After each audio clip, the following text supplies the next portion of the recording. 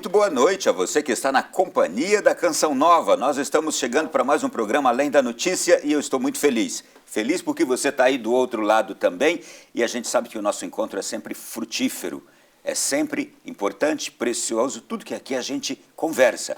O Além da Notícia da noite de hoje vai trazer um tema que nos encanta, que nos apaixona, que envolve a nossa vida e nos enche de compromisso, de responsabilidade com a vida em si. Nós vamos falar sobre a infância, as nossas crianças. O tema escolhido para esta noite é Infância Roubada. Como garantir um desenvolvimento saudável às nossas crianças? Será um desafio a gente falar sobre essa temática, sobretudo olhando hoje para o mundo em que vivemos e como as crianças estão inseridas nele, no nosso contexto, no nosso dia a dia, as nossas ocupações todas. E a gente querendo dar o melhor para elas e, ao mesmo tempo, os desafios todos que o mundo externo traz para dentro das nossas casas.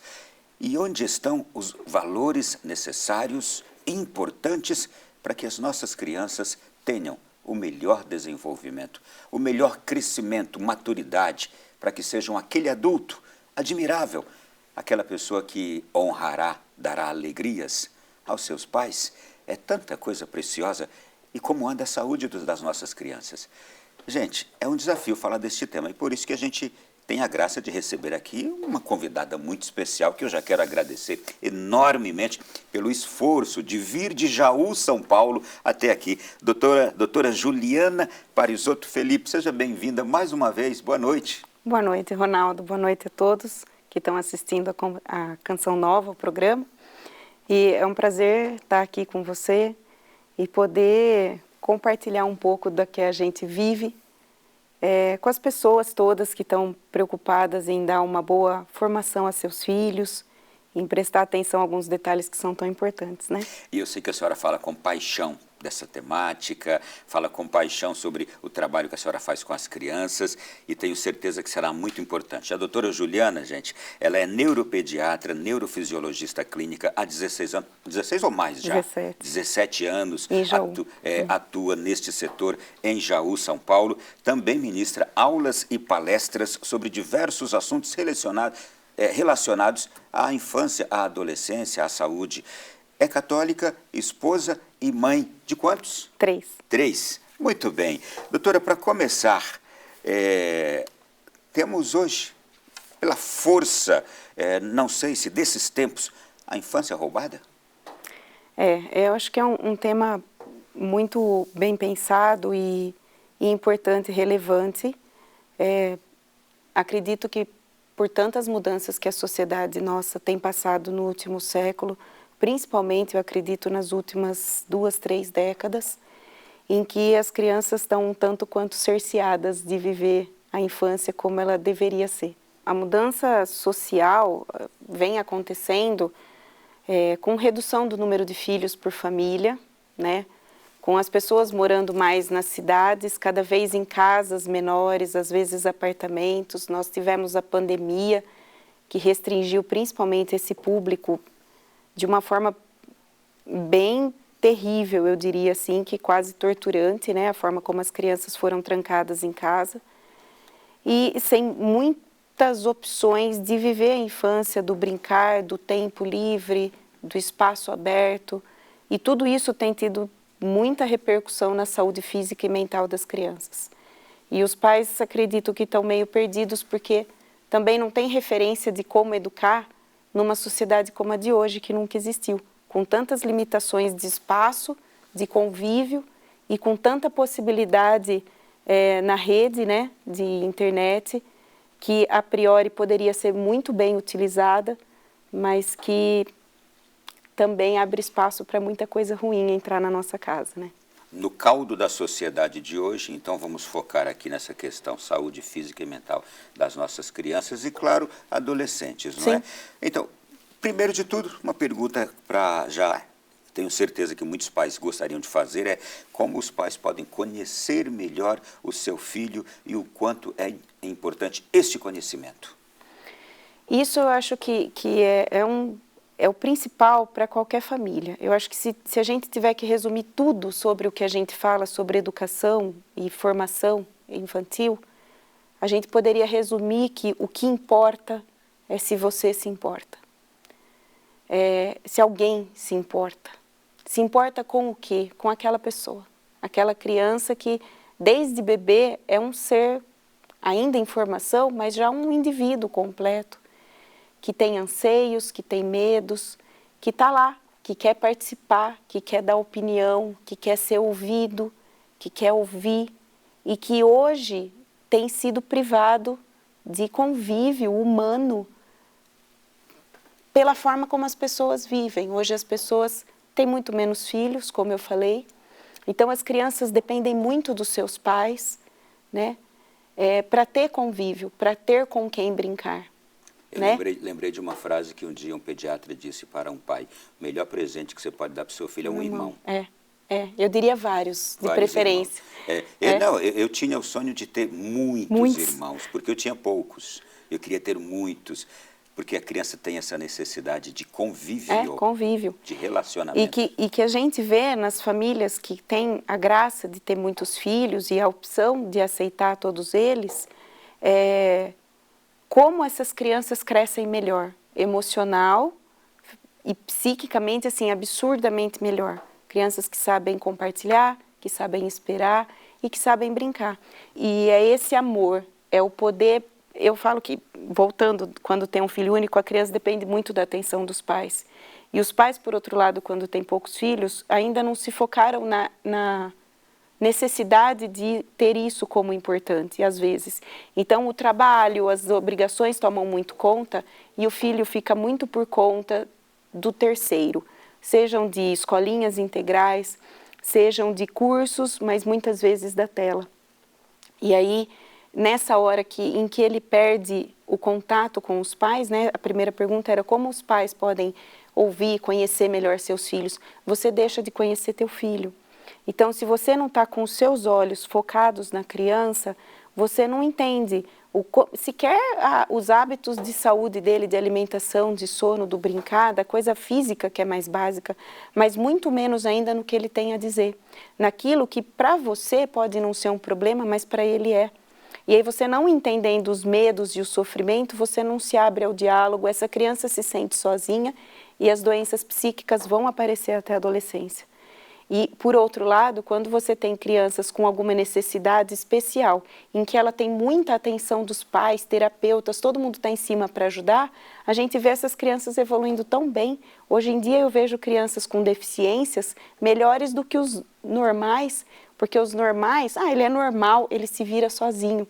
E esse não tem apoio, esse não tem diálogo, né? Então, conhecer melhor o filho precisa estar junto. Eu preciso cheirar meu filho, eu preciso ver ele comer, eu preciso ver ele dormir, eu preciso ouvir ele, saber o que é ele, ouvir realmente, né?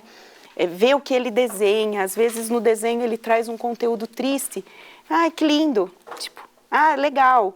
E eu não estou olhando, eu não estou ouvindo. E aí quando esse menino se cala, esse menino não fala com a gente, esse menino não responde. Mas em que momento você deu espaço para ele ser ouvido de pequeno, né? A gente até passa a achar ele é muito quieto, muito introspectivo, é o jeito dele. E muitas vezes foi uma criança que por muito tempo não foi ouvida. Foi condicionada né? àquilo. Claro que não é uma regra. Sim. Existem famílias muito queridas que dão muita atenção aos filhos e aí existe a linha do perigo também de colocar a criança como um rei, como o centro do mundo e perder a noção de hierarquia e respeito que deve haver dentro de casa, né? O cuidador é aquele que deve cuidar e por isso ter autoridade sobre a criança, porque ela ainda não tem capacidade de decisão. Exato. Né? Não é a superproteção que nós estamos aqui ressaltando, atenção para isso. É o amor. A superproteção já é outro problema gravíssimo também, né, doutora? Nem para lá, nem para cá. Seguindo essa linha, e aí aquela criança que está ali na tenra idade vai para a pré-escola. Eu queria saber o papel, a importância, como é transformador para a criança a pré-escola. A pré-escola é um momento bárbaro. A primeira infância, que é o período dos 0 aos 6 anos, Ela é o período em que você tem maior desenvolvimento neurológico, criação de conexões cerebrais, é aquilo que vai te dar estrutura para lá na frente resolver problemas, socializar, ter a sua ideia sobre a vida.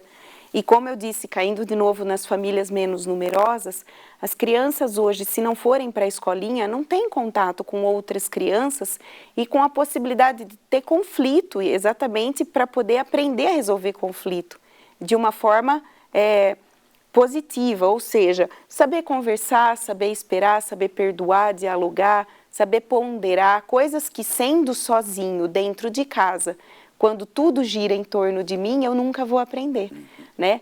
Então, o ir para a escolinha, no ensino infantil, é muito mais do que aprender conteúdos, é muito mais. Então, na escolinha, primeiro que a gente espera que na escolinha ela não fique na frente da televisão. Então, lá, ela vai brincar cada dia, cada momento, cada 10, 15 minutos com uma atividade diferente, vai colocar a mão na massinha, vai brincar no tanque de areia, vai fazer atividades físicas que desenvolvem a parte da coordenação motora, vai aprender o convívio, a dividir com o amiguinho, a saber esperar a fila, saber que tem hora para comer, hora do banheirinho, lavar a mãozinha. São tantas aprendizagens na pré-escola e que a gente, às vezes, não dá a devida importância. Então, fala, eu vou deixar só para ficar esse horário lá, depois, quando ele crescer, eu ponho numa escola melhor. Tipo, não. A escola melhor deve ser nos primeiros anos, que é lá que eu vou formar a noção de respeito, eu vou formar personalidade. A senhora está vendo aqui aquele meu filho, que é o mais novo que eu tenho, mais novo já com 18. Eu me lembro, o primeiro dia que eu fui levá-lo à pré-escola, quando chegou na porta, eu o deixei e ele foi entrando. E o meu coração foi doendo. Começou a doer, eu olhando ele, e aí ele caminhava e eu olhava assim para trás. E eu olhando para ele, e as lágrimas querendo cair. Depois, não é que eu encontrei um poema, não me lembro agora de quem, que relatou exatamente este mesmo acontecimento, dizendo assim que naquela hora, quando um pai ou uma mãe levam o filho pela primeira vez para a escola e o entregam ali ele está começando a vida dele. É o caminho dele, né? Que bonitinho. Encantador. E a gente sofre, né? Ai, que sofrimento. As avós, então, ficam loucas, porque as avós querem que fique na barra da saia até ficar grandão. Mas é outra realidade hoje em dia, né? Doutora, vamos lá. Educação positiva, o que você entende? Então, educação positiva é um conceito novo, se você for pensar em termos de sociedade, que também em tudo, né, você pode ter uma interpretação errônea, né? A educação positiva não significa permitir tudo, não significa elogiar tudo, não significa parabenizar tudo. Significa tratar a pessoa como uma pessoa integral. Assim, em termos antropológicos, sociológicos, a criança não era muito vista como um ser de direito, né? Desde a criação do Estatuto da Criança e do Adolescente, isso começa, tem que pôr no papel, na lei, para as pessoas entenderem que era uma coisa que já devia ser óbvia, né? Que aquela criança merece respeito e que ela precisa ser educada com respeito. Tem uma propaganda interessante em que a esposa chega no marido e põe uma blusa nele, põe uma blusa que está frio, come essa cenoura. E como às vezes as mães fazem com os filhos, e dá bronca, tira o videogame da mão do marido e desliga essa televisão. E aí você fala, meu, marido, que mulher maluca, né? Porque, tipo, você não pode tratar uma pessoa assim. E por que você trata assim seu filho? Uma vez eu vi também um texto falando de, nossa, quando o bebê anda, quando o bebê fala, todo mundo faz uma festa, parabéns. Com 4, 5 anos você desce a carcada no filho, de chamar a atenção, você fala, e o parabéns? Em que momento eu esqueci que também é uma criança em formação? Então, a educação positiva é eu ter o domínio da autoridade. O que é autoridade, né? A nós, pais, aos educadores, foi dado por Deus a responsabilidade de educar uma criança em formação. Então, como teoricamente, né, eu devo ter já consciência do que é bom, do que é mal, do que pode me trazer prejuízos, então eu tenho que ter autoridade, eu tenho que saber colocar limites ao meu filho para que isso seja bom para ele, né? Como se fosse a poda necessária para uma árvore crescer melhor e dar bons frutos, né? A poda é necessária. mas que eu faça isso de forma não autoritária, não com autoritarismo, Não, que é o abuso, né? Porque até a poda numa árvore, se você não sabe fazê-la... Você vai estragar. Você vai estragar a árvore. E aí, qual é o problema? Quando eu encaro a educação como quem manda aqui sou eu e você não tem o direito de me enfrentar, tem muito mais a ver consigo próprio, com a sua necessidade de autoafirmação, do que a preocupação real com a criança. Então, saber colocar limites com amor não é permitir tudo, mas é tratar com respeito aquela pessoa. Eu não preciso e não devo xingar, humilhar, ofender, dar nomes. Ah, esse menino não sei o quê, né? E castigos, seja violência física ou psíquica, desnecessário, né? Como é que a gente, quando recebe uma joia, trata uma joia? Pois é. Quando uma mulher ganha uma joia de presente, não dá para ou quando um homem toca numa joia, né? É com aquele cuidado, aquela atenção, não pode cair, não pode estragar, cuidado. Assim eu imagino que seja a educação infantil, né? E tratar com respeito aquela criança que tem sonhos, sim, que tem fantasias e que precisa ser acolhida. Doutora, já estão dizendo que o primeiro bloco acabou e a gente falou de 3 assuntos. Não estou acreditando nisso. Olha, tem tanta coisa importante que a gente vai abordar nesse programa de hoje aqui. Eu quero falar ainda sobre pôr limites, a gente quer falar sobre transtornos, doenças, porque cuidar, ter essa atenção, perceber aquelas dificuldades que a criança, que o adolescente está passando agora, é importantíssimo para a vida toda, não é? Então, pega o telefone aí, liga para alguém que foi mãe recentemente, que está grávida, ou para quem tem um filho em tenra idade, um adolescente, avisa aí para as pessoas. A gente volta já na sequência do programa para o nosso segundo bloco, tá bem? Já de volta aqui no nosso Além da Notícia da noite de hoje, o tema infância roubada, como garantir um desenvolvimento saudável às nossas crianças. E aí eu lembrei da palavra de Deus. As crianças são uma bênção do Criador. Elas são inocentes, cheias de energia, sedentas por aprendizado, devem aprender de tudo com os adultos. Quando uma criança é bem instruída, ela cresce, dá bons frutos, é uma bênção para a sua família toda. E Jesus também foi criança, fiquei recordando. Mas quando tinha pouca idade, Jesus já refletia a face do Pai. Desde criança, já refletia a face do Pai, eu imagino a face da mãe. E Jesus sempre esteve cercado por crianças quando ensinava o povo. Muitas das vezes usou as crianças como exemplo para ilustrar o reino de Deus. E ele disse, deixem vir a mim as crianças e não as impeçam, pois o reino dos céus pertence aos que são semelhantes a elas. Há um mistério, há um encanto em tudo isso aqui, assim como há um mistério e um encanto na infância. Doutora Juliana, por que brincar é importante? Por que formar bem as nossas crianças, dar essa atenção é importante para o desenvolvimento delas? E eu quero focar no brincar. Eu acho que você bem resumiu a importância da infância, né?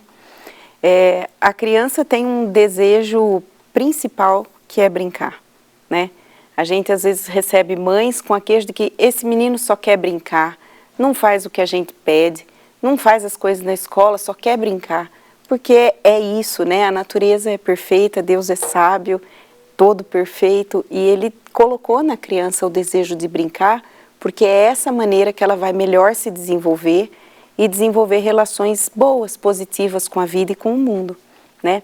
Então, da mesma forma que a gente se preocupa com a escola de ensino infantil, isso é uma coisa que eu preciso olhar na escolinha quando eu vou colocar. É um lugar com espaço aberto para brincar, tem um pátio bom, tem brinquedo, tem tanque de areia, tem bastante brinquedo que a criança possa manipular, e ela também vai ter, por exemplo, teatro, área de leitura para criar, para ter imaginação, e outras crianças também, que é o grande benefício da escolinha, são os coleguinhas, né? E na aprendizagem, a criança brincando, ela aprende sobre a figura social de cada profissão. Então ela brinca de bombeiro, ela brinca de professora, ela brinca de cientista, e ali ela vai experimentando posições sociais que talvez ela se identifique com uma. E quantas crianças desde pequena, né, quiseram uma profissão que conseguiram realizar quando adulto. porque brincando encontraram encanto nisso, né? Que é, a gente acredita que cada um tem o seu dom. Cada um tem sua área de inteligência maior, né? Seja na música, no esporte, nas artes, na ciência. E brincando a criança se conhece melhor, aprende a se relacionar e desenvolve habilidades básicas para tudo. Então, a criança que brinca de casinha, ela aprende a trocar a fralda, a se preocupar com o bebê, a fazer a comidinha, e ela olha o adulto, faz com os brinquedos dela, imita, e até é uma interpretação que às vezes os familiares tomam como ruim. Por exemplo, quando a gente leva crianças, pede para terapia, para psicóloga, para fono, e no retorno a mãe fala, eu tirei, ele ia lá para brincar. Aí você fala, então, pois é, mas é isso. Por quê? Porque nas terapias com crianças pequenas, a gente usa a brincadeira como forma de entender o mundo dela.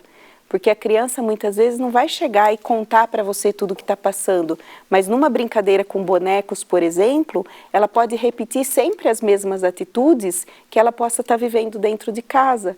Então, às vezes, você vê uma criança abusada com um comportamento em que o boneco oprime o bonequinho que representa a criança, e a psicóloga, por ver repetições da mesma, sempre temáticas, fala, isso é uma coisa que essa criança precisa conversar, em que eu preciso descobrir melhor.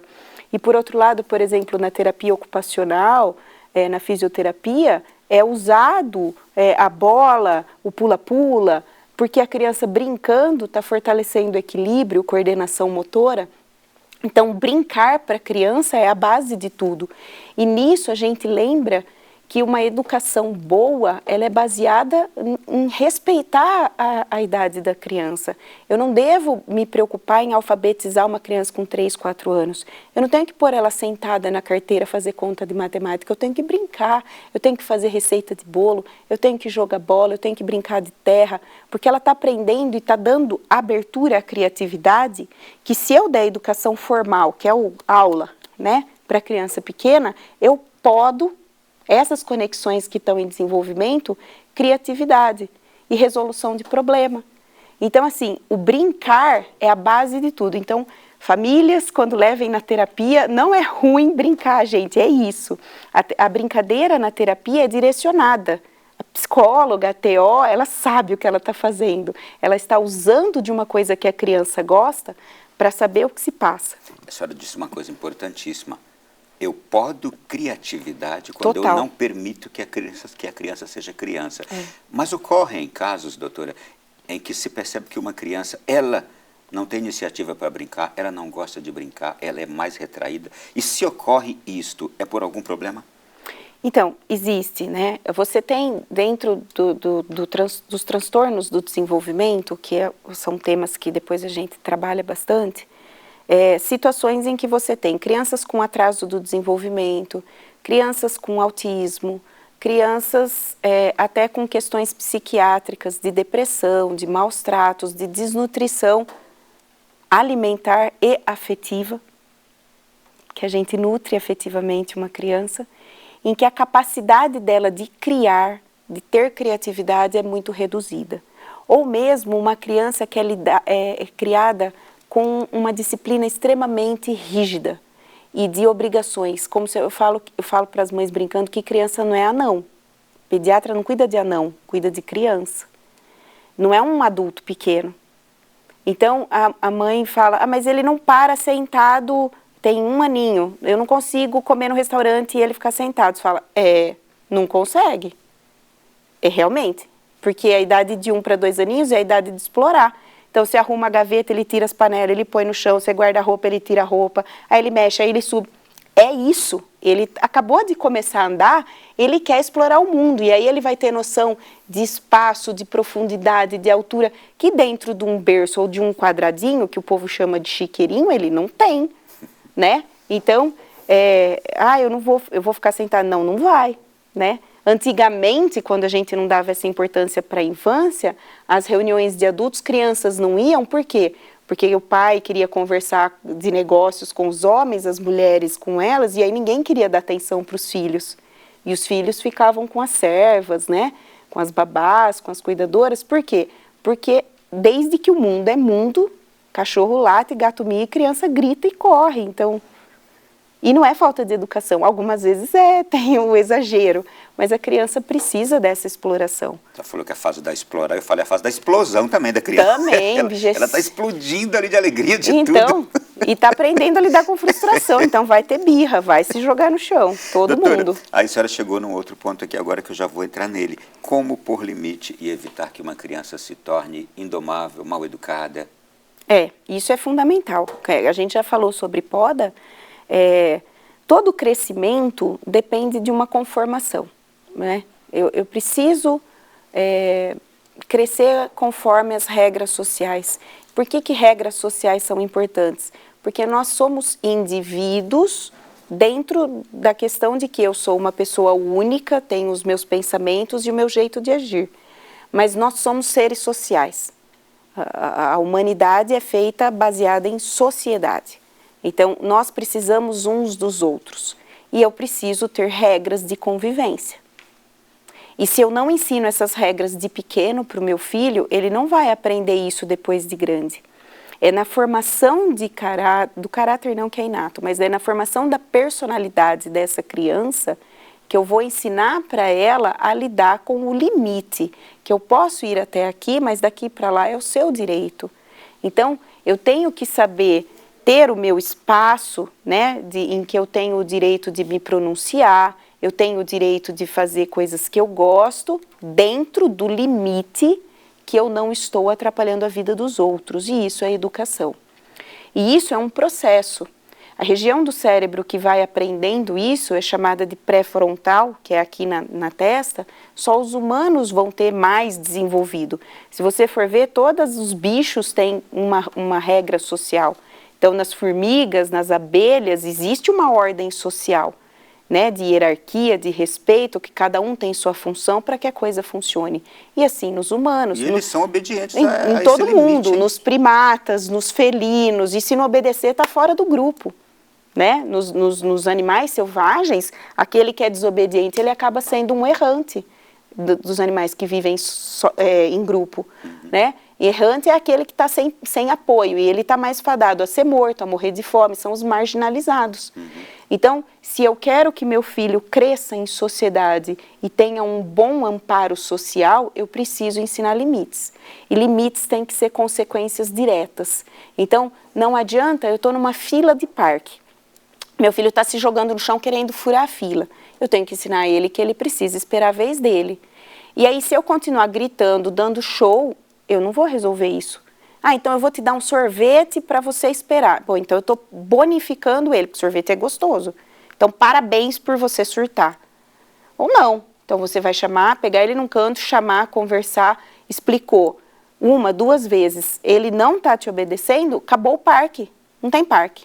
Ele tem que ter perda, ele tem que ter consequência.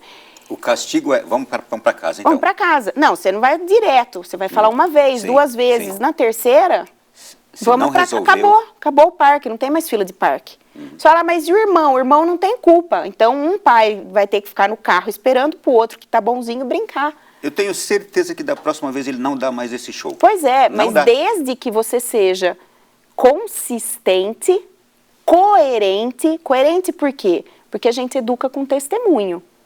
Então, eu não posso falar para o meu filho que ele não pode furar fila, e eu furo fila do banco, do carro, falo, não, vamos lá, passa aqui, dá um jeitinho.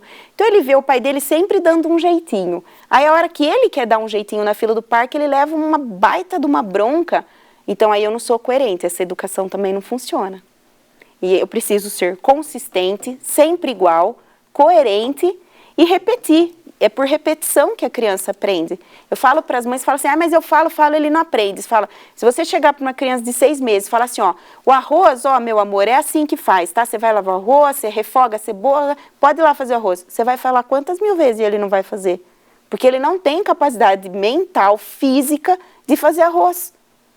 Então não adianta você querer que o teu filho de 2, 3 anos seja um anão, não são anões. Ele vai se portar mal, ele não vai comer de garfo e faca com 3 anos. Tem criança que consegue, mas eu não posso cobrar isso de todas. Então eu tenho que saber o limite que é próprio da idade. Bom senso. respeitar ele como criança, saber que se ele está com sono, se ele está com fome, ele vai chorar mais, ele vai dar piti no meio da igreja, no meio da festa dos outros. Então eu me retiro, eu vou lá um tempo, faço ele comer alguma coisinha, ou eu já me preparo para um evento, sabe que vai ser até mais tarde, deixa ele dormir à tarde, né? Tem aquela frase que os defeitos de um filho são filhos dos defeitos de um pai. São. Isto é real? É porque realmente muitos pais têm dificuldade de ensinar, de dar exemplo, ou ainda não constataram que aquela criança precisa do modelo que são eles? Eu acho que assim, Deus é tão gentil que os filhos são lupa. O que é assim? Se a tua casa vai bem, quando vem os filhos, aquilo é uma alegria tremenda. Se você e a esposa, né, quem está criando, não estão bem, o bicho vai pegar, porque vai virar um caos a casa. Porque as crianças levam a gente ao extremo do cansaço físico, coloca a gente às vezes numa situação que você fica constrangido, gente, o que ele falou aqui no meio? Gente, ele arrancou a calça aqui no meio. Então, você é colocado contra a parede. E se você não se cuidou como ser humano, se você não se ama, se você não trabalhou em você seus vícios e virtudes, você vai explodir com o teu filho. E a gente ensina muito mais pelo exemplo, do que a gente fala, o que a gente fala. Por isso que eu falei da coerência, né? Então, por exemplo, na questão do celular, toda consulta é sempre repetição de que não é para ter celular, não é para dar celular, não é para ficar no celular. Os pais têm dificuldade de colocar limites porque eles não saem do celular. Se você pegar lá a hora de uso, né, que o celular marca quanto tempo a gente usa, a média do brasileiro é quase 6 horas por dia. É uma das maiores do mundo, se não a maior, né? E dados disso é das redes, né? Eu também já ouvi a mesma coisa, se não me engano o Brasil é o segundo maior. Que tem a maior média do mundo. Então, assim, quem dá esses dados é a Google, a Apple, porque eles têm acesso quanto tempo você está online, né? E aí, como você não sabe dar limite, como é que você vai falar isso para os filhos? Falar melhor não, porque senão eu também não posso ficar. Se eu tirar ele do celular, eu vou ter que jogar bola, eu vou ter que entreter, brincar de massinha, eu não tô afim, eu quero ficar aqui na minha rede. Rapidamente, nos consultórios, no seu consultório, esse é um problema recorrente? É geral. É geral. Não é só recorrente, é geral. É geral. Então, assim, mesmo famílias que você vê que são famílias boas, com boa intenção de educar os filhos, que são preocupadas com os filhos, é um mal da sociedade hoje, é o nosso mal atual. É o excesso de alienação. Eu falo que é alienação, Ronaldo, porque assim, ó, todo mundo trabalha demais hoje em dia. Todo mundo, né? Trabalha muito, se ocupa muito, e aí o tempo que você teria livre, você se ocupa com coisa que não te traz nada de bom. E aí esse filho cresce sozinho, que é aquela primeira questão que a gente falou, de conhecer o filho. Porque eu estou focado aqui nas minhas coisas, às vezes é até de trabalho, mas eu não sei parar. Eu não sei dar o tempo de cada coisa, né? E antigamente você vê quando as pessoas no final da tarde terminavam o serviço, elas sentavam na varanda para trocar ideia, para conversar, para uma cantoria, para conversar com os vizinhos. E hoje quantas pessoas se dispõem a fazer um chá com bolo para chamar a comadre, né? A vizinha. E eu falo, eu às vezes atendo pacientes de São Paulo e Campinas, é mais triste ainda, porque nem o vizinho do prédio eles conhecem. Aí você fala, mas não tem parquinho no prédio? Tem, mas ninguém desce. Aí você fala, gente, muda de São Paulo. Tipo, pelo amor de Deus, não tem onde brincar, não tem com quem brincar, não tem primo, não tem vizinho, não tem irmão. O pai e a mãe trabalham o dia inteiro, chega super tarde. Aí você chega tarde, tem que fazer tarefa, tomar banho e dormir, porque senão no outro dia não dá tempo. Você fala, é final de semana, tá todo mundo cansado, a gente quer assistir filme. Aí você fala, ok. E que hora brinca no quintal? Não tem quintal. E que hora joga bola? Não tem onde jogar bola. E que hora... E aí você fica imaginando, e que vida é essa? E que vida é essa? E que vida é essa? Escravos do dinheiro, né? E que vida é essa que você está dando para o seu filho também? Né? Pois é. É um drama. É. E às vezes a gente precisa se questionar que às vezes menos é mais, né? É um tema usado para moda, mas que é para a vida também. Às vezes você receber menos numa cidade menor, você ter menos glamour, menos promoção, menos bens, te dá muito mais tempo e qualidade de vida. Se preocupar menos com o futuro. E mais com o hoje, porque é só o que a gente tem. Sim. E isso aqui não é uma fala irresponsável de se preocupar menos com o futuro, mas aí no futuro, se eu não tiver isso, se eu não tiver aquilo. Mas e se você não tiver futuro? É a história do... E se você não tiver mais o seu filho É. no futuro? E se você não tiver mais o seu casamento no futuro?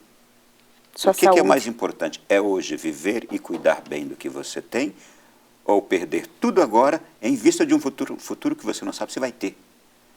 É bíblico. É bíblico, é isso que eu ia falar agora. Há tempo para cada coisa debaixo para cada dos céus. coisa, e buscai primeiro o reino de Deus, tudo mais virá por acréscimo, você será acrescentado. Busque hoje. O que é o reino de Deus, gente? É um lugar de felicidade. O reino de Deus é lugar de felicidade. A minha família hoje, a minha vida hoje, meus filhos hoje. Buscai primeiro este reino de Deus que eu tanto desejo. Eu faço tudo na vida para esse reino de Deus. Mas eu já posso ir experimentando ele aqui. Muito. Não é?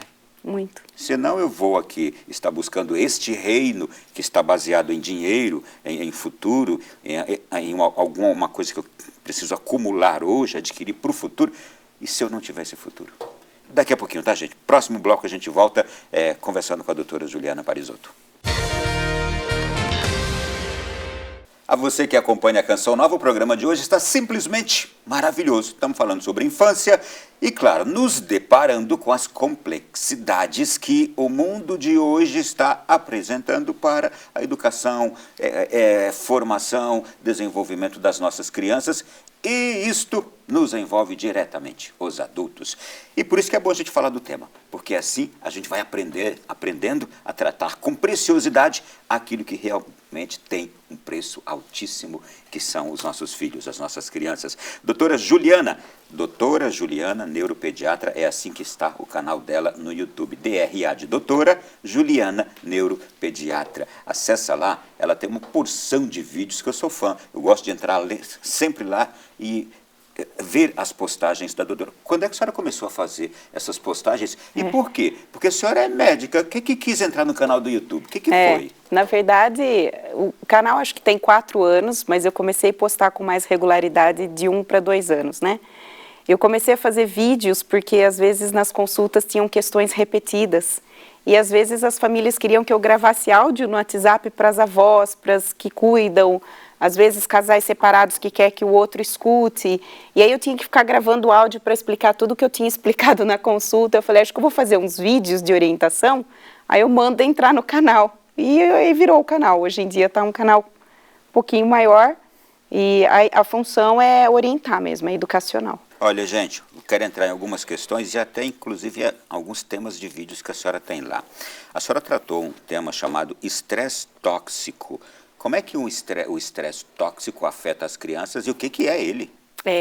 Estresse é toda situação em que coloca o seu corpo numa situação de alerta. Ele é útil para a nossa vida, para situações de proteção. Então, se eu estou diante de um cachorro bravo, eu vou ter que fugir.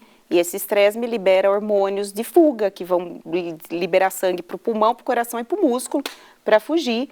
E aí o meu corpo recobra o bem-estar depois de um tempo, a hora que eu vejo que está tudo bem, né? Então, toda a situação de ansiedade, que é o medo, né? Medo para uma prova, ansiedade de preocupação de entregar algum trabalho a tempo, o próprio estresse físico de uma infecção, para o teu corpo se defender, tudo isso é útil para a sobrevivência. Só que tem que ter começo, meio e fim. A partir do momento que existe uma situação me mantendo em estado de alerta, que não tem fim, passa a ser um estresse tóxico. E no vídeo eu coloco situações, na verdade, na rotina da família que causam isso, que são basicamente a questão de drogas e violência, né? Drogas não por parte, às vezes, da criança, mas por parte dos pais, né? Então eu falo sobre o alcoolismo, que é um grande mal. E eu acho que é assim, o mal, né, eu encarando o mal personificado, ele deve gostar muito do álcool. Porque o álcool é socialmente aceito. E ele está em qualquer lugar. E ele é altamente viciante, principalmente por ser lícito, né? Você vai no mercado e compra. Então as pessoas não encaram como algo tão mal. Ele é o mal bem revestido de bonzinho, de alegria, de festa, de comemoração, de uma coisa bacana. E ele é um grande destruidor de famílias, de pessoas e de crianças, que presenciam violência doméstica, a privação de um contato positivo, que às vezes o pai ou a mãe, na hora que não está trabalhando, está alcoolizado e deixa de conviver, de fazer tudo aquilo que a gente falou nos episódios anteriores, além da agressão que acontece na hora mesmo. Os gritos, os xingos, a violência física, muitas vezes estupro, né? Lembrando que estupro na criança, a maioria é dentro de casa, por parentes, né? Então, o álcool é um veneno. E mesmo, eu também me referia naquele vídeo à violência dos jogos violentos e conteúdo de filme, televisão violento, em que você acha que está tudo bem na tua casa, mas o seu filho vive numa situação de violência. E isso atrofia regiões cerebrais de aprendizagem, tomada de decisão, perseverança, adoece física, mental, psíquica e espiritualmente. Ter contato com todas essas realidades é o que gera o chamado estresse tóxico na criança. É uma situação de alerta que não passa. Então, o dia todo eu estou vivendo no medo. Ou medo de um pai que grita porque está chegando alcoolizado, de uma mãe que me bate porque usa droga, ou do meu jogo, que eu jogo achando que é um brinquedo. Muitos pais liberam jogos violentos para os filhos, que não são para a idade deles, achando que é só um jogo. E ele o tempo inteiro está vivendo em situação de alerta, porque ele está matando, morrendo, fugindo, e aquilo, adrenalina alta, atrofiando o meu cérebro. Consequências de tudo isso? Ai, muitas. Você tem atrofia, realmente atrofia do cérebro cerebral, das regiões frontais, que são a área que te diferencia do bicho. Então, você para de saber colaborar, você passa a ser mais irritado, mais agressivo, mais egocêntrico, né? Então, é o jovem irritado, que não quer ajudar, que não quer sair com a família, que briga o tempo inteiro, que tudo bufa, que tudo reclama, e aí deprime, piora na escola, vem ansiedade, vem... uma coisa que aumentou muito depois de tela foi tiques e Tourette. Tourette é uma síndrome onde você tem tiques motores e vocálicos. Vocálicos é sonzinho com a boca. E tiques, né, motores. Tourette aumentou muito depois de tela, de jogo. Antigamente Tourette era raro, hoje em dia não é. E muitas crianças, quando a gente consegue fazer uma psicoeducação, orientar que a tela pode estar causando isso, quando tira, você faz um mês aí de limpeza, a criança volta sem tiques, fala, tá de alta. E qual é a explicação para que a tela provoque isto? Esse estresse tóxico. À medida que você está no jogo, primeiro, que você está focado naquilo, você esquece o resto e você está numa situação de sobrevivência. Porque ou você está atirando, ou matando, ou morrendo, ou mesmo o jogo que é de corrida, é muito acelerado. Então você libera altos níveis de adrenalina e cortisol, que são hormônios de estresse. Uma atenção e tensão altíssima. Tensão, tanto que as crianças ficam travadas. E aí, ela, no final, quando você ganha, por matar, morrer, correr, desesperado, você tem uma carga de dopamina. Dopamina é o hormônio do prazer, do bem-estar, que a cocaína libera. É o mesmo então, da cocaína. É altamente viciante. Hoje, nos critérios de psiquiatria, o transtorno de jogos, que é o vício em jogos, está dentro dos transtornos de uso de droga, porque é o mesmo mecanismo cerebral. Então, o filho que é viciado em jogo, ele é igual a um dependente químico dentro da tua casa. E quando eu falo para os pais que não existe alcoólatra que toma uma cervejinha no final de semana porque não sabe parar, não existe você falar para o teu filho, filho, maneira. Não maneira, não vai maneirar, não tem autocontrole. Pelo vício e também por não ter um cérebro ainda pronto, que o autocontrole é só depois dos 25. Rapidamente. É importante dizer isso. A criança e o adolescente ainda não têm o cérebro pronto. Quando é que fica pronto a estrutura cerebral de um adolescente? Quando ele, podemos dizer, se torna um adulto. Um adulto em que ele já tem mais critérios para não ser tão afetado. A pornografia, ela entra na mesma questão dos vícios, só que assim, ela é ainda um pouco mais severa, porque ela mexe com aquilo que é mais instintivo no ser humano, que é a parte sexual, né? Então, é uma área de alta estimulação de prazer. Então, a liberação de dopamina é altíssima, então ele é altamente viciante. E ela degenera as relações humanas. As pessoas passam a ser objetos, a objetificar, digamos assim, né, as pessoas. e ele perde a capacidade de se relacionar. Só que, na verdade, todo vício traz consigo problemas de comportamento. Então, por exemplo, e aí eu vou trazer para as crianças, existem jogos, existe um tipo de jogo, posso falar nome? Claro. Que chama Roblox, que as mães fazem joguinho de criança. Nós já o denunciamos aqui também no programa só sobre jogos, a gente já falou sobre esses nomes todos. É um joguinho de criança, na verdade ele é tipo uma Netflix de jogos, dentro dele você tem vários jogos.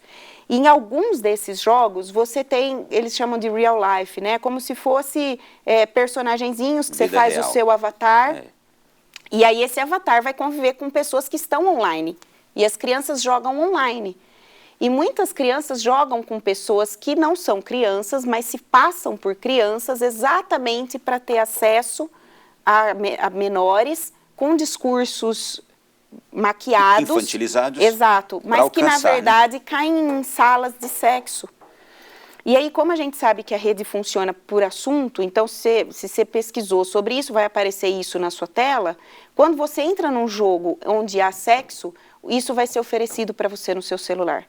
E eu já tive esse ano três crianças entre 5 e 7 anos, viciadas em pornografia, que vieram por Tourette, por tics.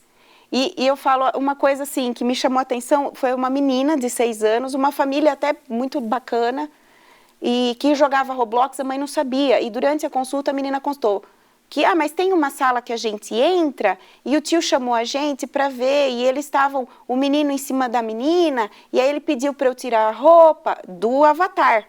Só que depois eles transformam isso em salas de chat, em que eles às vezes pedem nudes para a criança, e a criança acha que é outra criança. Daí ele posta a fotinho de uma criança nua, falando que é ele, mas na verdade são pedófilos, e aí pede para elas mandar o dela. Seu peitinho já está crescendo, mostra para mim como que tá, né, as partes íntimas, e aí as crianças colocam fotos. A mãe nem sabe, a criança, ela acha que a filha está brincando de bonequinha no jogo. E você pode imaginar aquela conversa, alguém que se passa por uma menina, mocinha da idade daquela outra, e diz, olha, o meu tá assim, como é que tá o seu? Manda uma foto. E a criancinha assim, sem um mínimo de maldade. Sim. E aí a hora começa a entrar em vídeos e crianças ficam extremamente perturbadas, Ronaldo, é muito triste.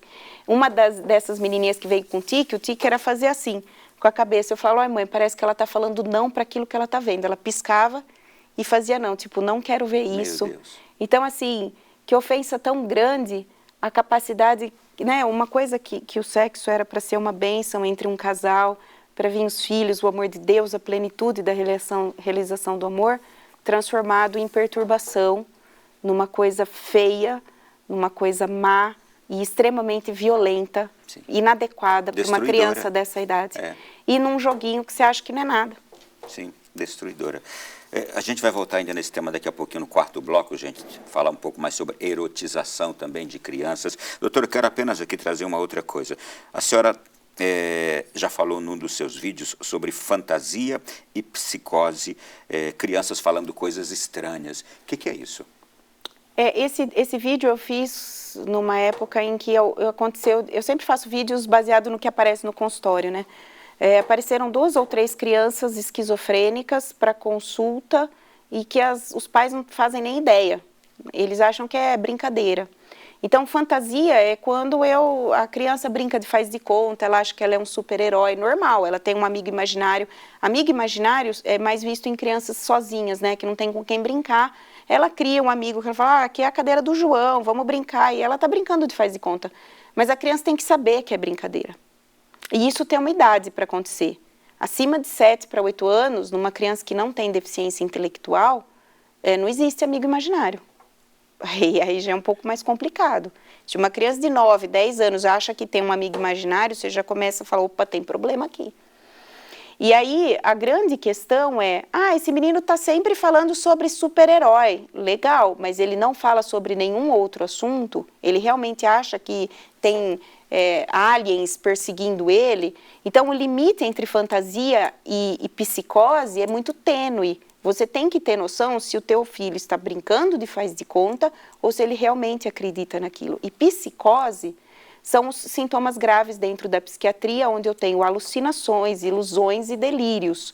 Quer ver coisa que não existe, ouvir vozes que não existem e acreditar em coisas que não existem e que isso traz diagnósticos de doenças graves com risco potencial de vida.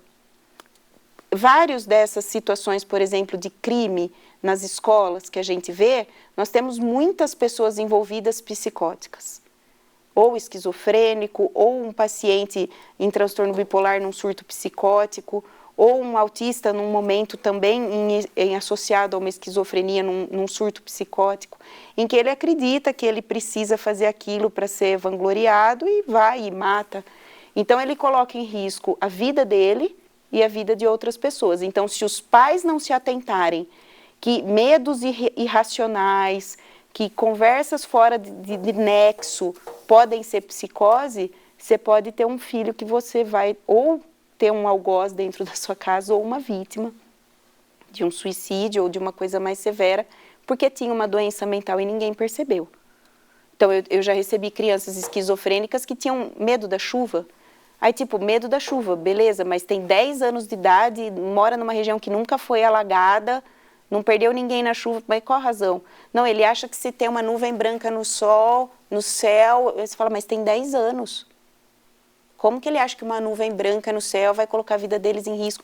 E aí você começa a puxar, essa criança ouve vozes, essa criança fala sozinha, acha que a televisão está falando com ela, e às vezes os pais acham que é dom. Ah, é um dom especial, tipo, até que se prove o contrário, tem que ser investigado. Ainda andando nesta linha de saúde, de transtorno, tem uma outra questão aqui, doutora, que nunca é demais falar sobre sono. Como é que funciona o organismo de uma criança que não dorme direito, uma criança que dorme pouco, assim como o adulto, né? Para todos. Em saúde, né, a gente precisa ter alguns pilares que tem que estar muito bem estabelecido para que a coisa funcione.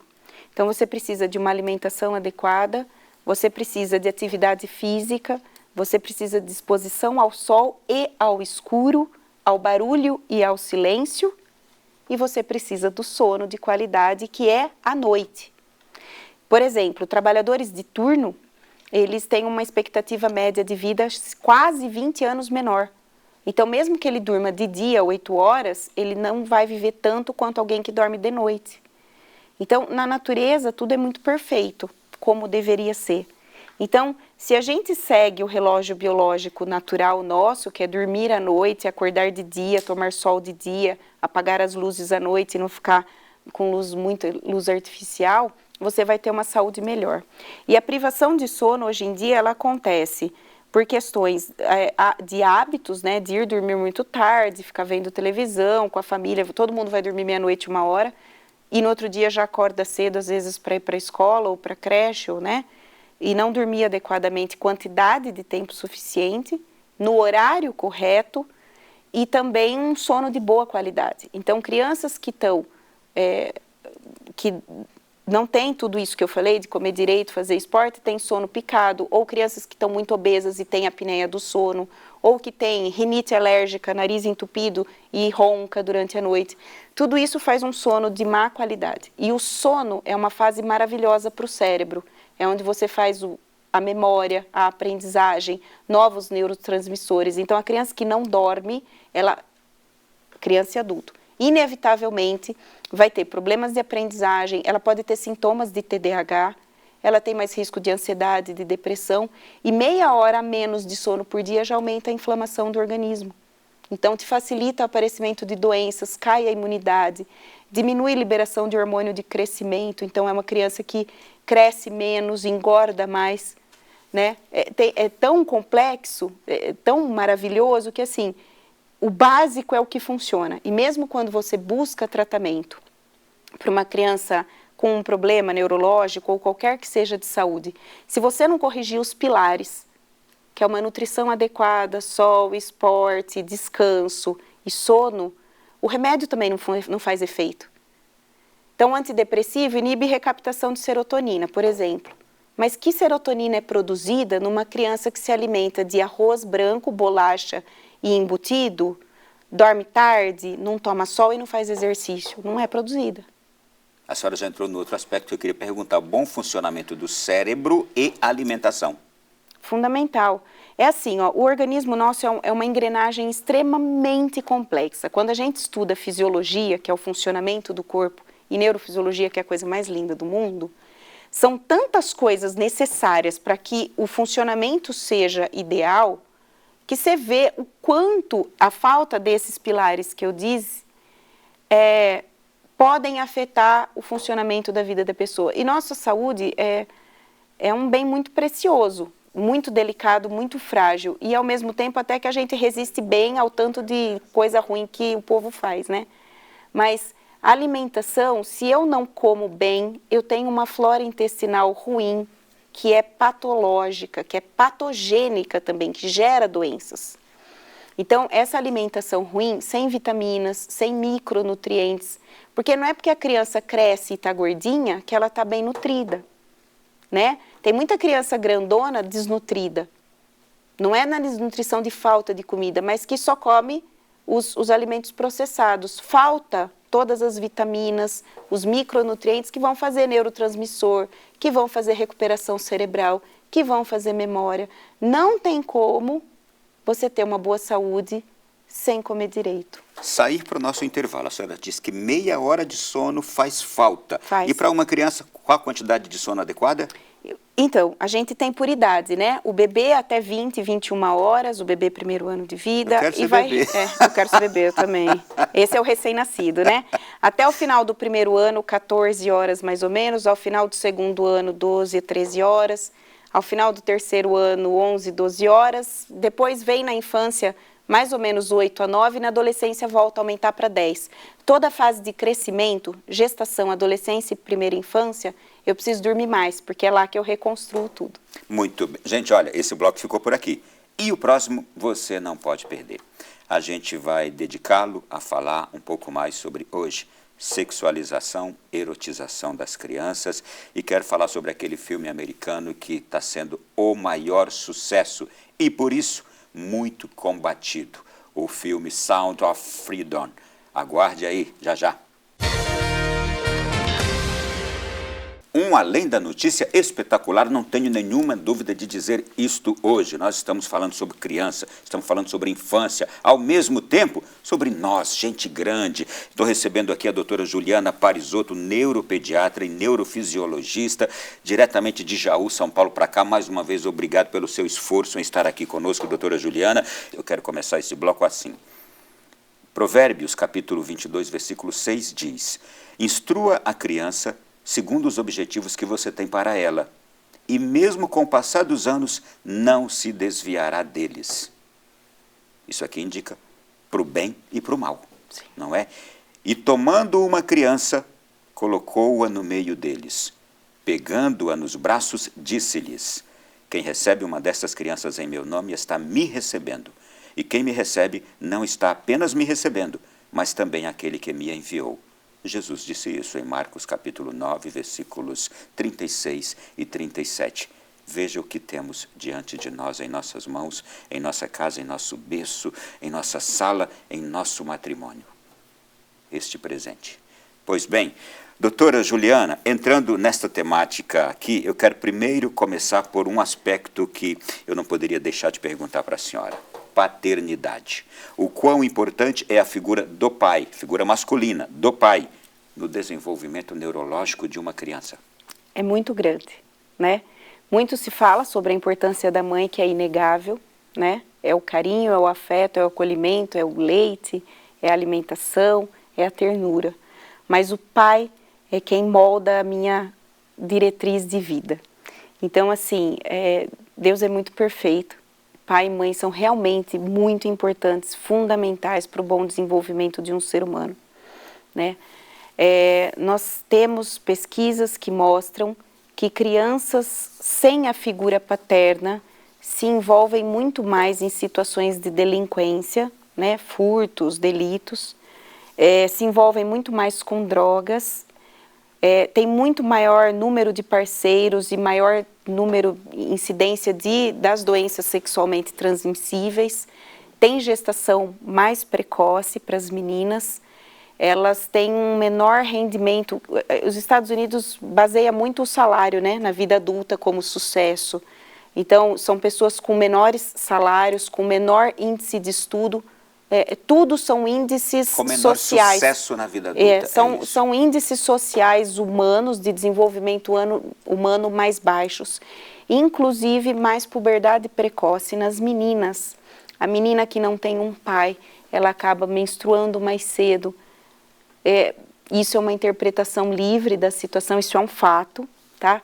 Mas é uma interpretação livre de que como ela estivesse buscando alguém para protegê-la. Então, se eu não tenho um pai, eu preciso de um parceiro para exercer a função do protetor. A função do homem é de proteção, de cuidado, né? E de promoção.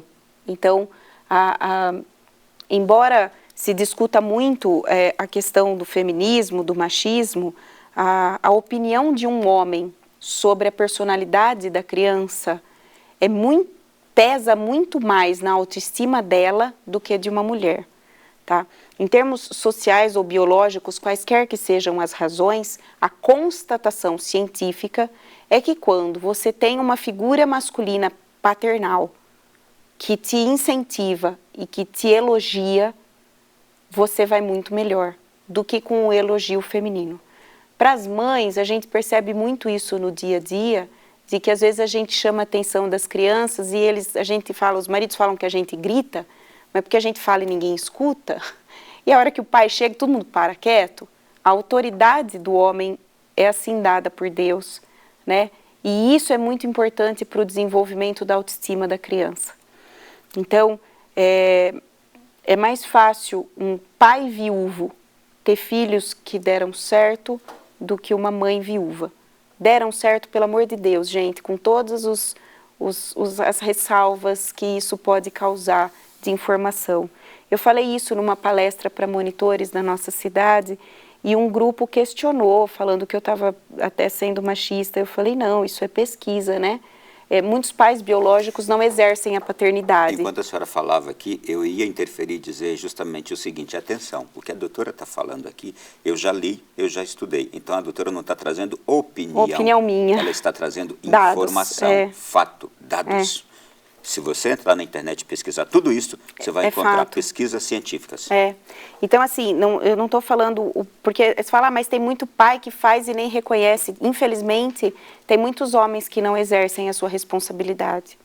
Mas, às vezes, uma mãe que não tem um pai biológico, né, presente, você pode ter essa figura de pai num avô, num tio, num professor. Às vezes, eu sou... mãe, estou separada, o pai não paga pensão, não aparece, não dá as caras. Isso é muito comum, ou mesmo o pai que faleceu. Então, esse menino precisa de uma referência masculina de autoridade que o aprove, que o incentive, que o encoraje para ele ter um melhor desenvolvimento. Meninos e meninas, todos os filhos.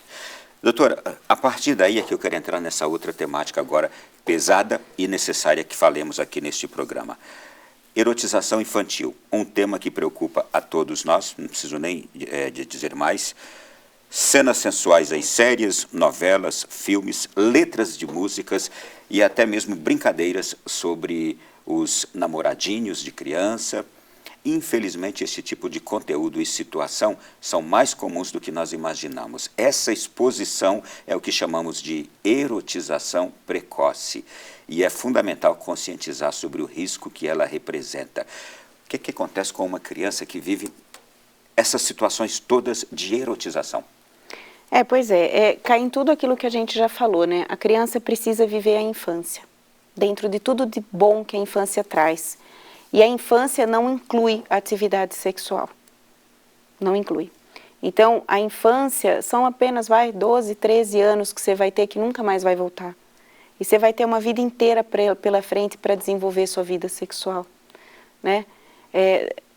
Depois de que você está formado numa capacidade de discernir já com o cérebro pronto, para você saber as questões que envolvem. O que a gente precisa entender, e que a gente vê muito hoje em jovenzinho, que tem relação muito cedo, é que eles não entendem a responsabilidade que o ato traz em si, né?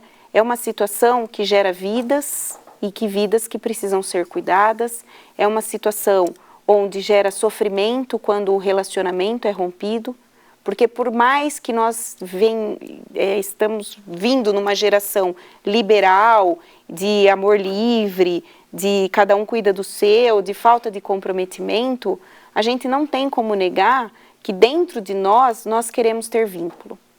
Então a menina que se relaciona com um menino numa festa, ela espera que no dia seguinte ele ligue para ela, que ele mande uma mensagem, né? Só que isso não é mais o que acontece. Então existe hoje uma banalização do sexo e do uso do corpo como fonte de prazer que traz consigo consequências muito ruins.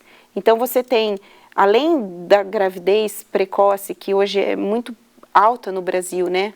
Tem uma média muito grande de adolescentes próximo dos 14 anos já grávidas, né? Você tem as doenças sexualmente transmissíveis, mas você tem muita doença emocional. Você tem muita criança jovem com vício em pornografia, com depressão, com crises de ansiedade, tudo relacionada a ter antecipado uma situação para a qual ela não tem preparo emocional. E começa desde o berço, quando você quer vestir o seu bebê de uma forma, parece mocinha, mocinho, né? Com roupas que são roupas geralmente adultas. Então, aquela imagem da criança, de roupinha de criança, a menina com vestidão, sem decotes, sem insinuações, sem maquiagem, com o seu laço de fita, tão bonito, né? E que muitas vezes se perdeu. E em tudo, como você falou, né? Música, vídeo. Então, hoje tem muito. Você vê que, para quem produz música, é importante se bomba no TikTok uma música e vira dancinha. E boa parte do que tem lá são músicas sensualizando a dancinha, uma dancinha sensual, para crianças que nem têm noção do quanto estão se expondo. E muitos pais que nem se tocam. Nem se tocam. Ah, que legal, minha filha é TikToker. Tipo, que legal o quê? Tipo, tua filha está se colocando como produto. E o TikTok está sendo proibido em alguns países já, porque se tornou um veneno para a erotização e, sobretudo, infantil. Doutor, eu quero aproveitar o nosso tempo aqui, que é brevíssimo, trazer uma outra abordagem que está muito ligada a tudo isso. Nos Estados Unidos, agora recentemente foi lançado o filme Sound of Freedom, com o Jim Caviezel, aquele que fez o Cristo na Paixão do Mel Gibson. E esse filme está gerando a maior polêmica nos Estados Unidos. Mas, surpreendentemente, um filme que não teve uma grande verba, que não teve marketing para ser lançado nos cinemas, que não teve uma boa distribuidora de cinema para colocar em todas as salas, ele está batendo recordes de audiência lá e de bilheteria, batendo em filmes mega milionários. Gastaram muito mais na produção, gastaram muito mais na divulgação, no marketing, estão em todas as salas de cinema, mas este, surpreendentemente, está sendo um fenômeno nunca ocorrido. Por quê? Ele aborda justamente a temática do tráfico de crianças.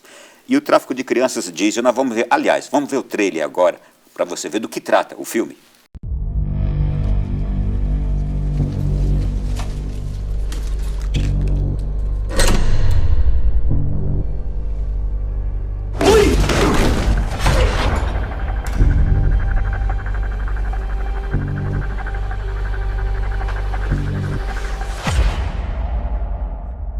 I don't think I can do this job, Tim. As soon as I lay down, all I see are those kids' faces. How long you been doing this? 12 years. How do you do it? It is the fastest growing international crime network that the world has ever seen. It has already passed the illegal arms trade, and soon it's gonna pass the drug trade. Señor Timoteo, tú rescatas niños, ¿verdad? Quizá puedas ayudarme a encontrar a mi hermana.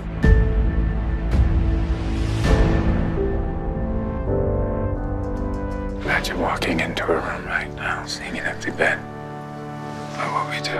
Shivering stars drift around in the sky. We're Homeland Security. You know we can't go off rescuing kids in Colombia. I like all This job tears you to pieces. And this is my one chance to put those pieces back together.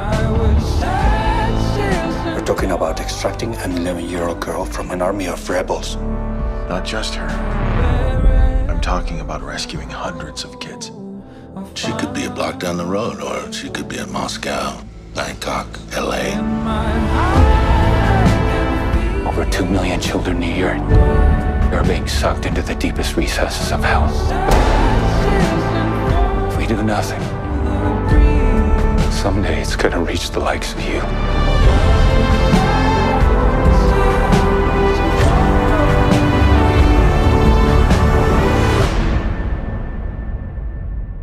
What if this was your daughter? Wherever I go, I'll find my way home. Eu diria que essa banalização, a doutora está aqui em lágrimas, e eu diria que essa banalização, tanto do sexo e também tratar a criança de forma tão erotizante, gente, leva a coisas absurdas. E veja, os dados que a gente ouviu ali agora, simplesmente nesse trailer, o filme não tem ainda data para chegar ao Brasil, pelo que eu saiba até o momento.